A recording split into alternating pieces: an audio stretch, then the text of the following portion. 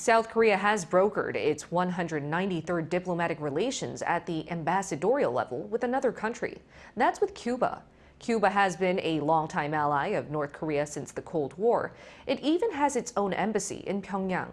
This isn't the best news for the North, though, as the newly forged relations will further ostracize the regime on the world stage. Bae Eun-ji starts us off.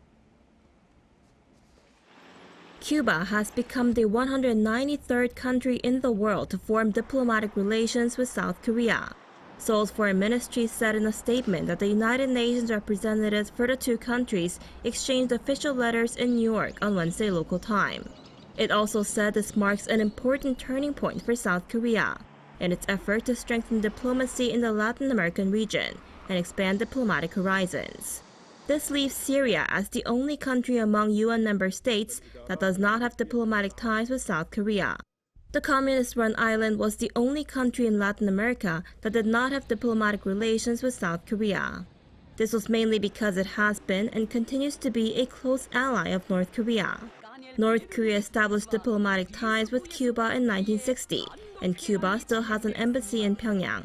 With South Korea and Cuba agreeing to open diplomatic relations, North Korea is expected to become more isolated on the global stage. South Korea also hopes to expand economic cooperation with Cuba. Seoul's foreign ministry said the new diplomatic ties are expected to help support Korean companies to do business in Cuba. As of 2022, the trade volume between the two countries amounted to approximately $40 million in exports and $7 million in imports.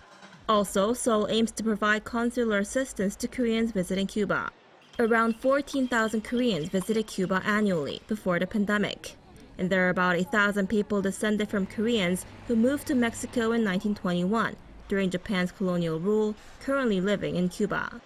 Bae Eun-ji, Arirang News.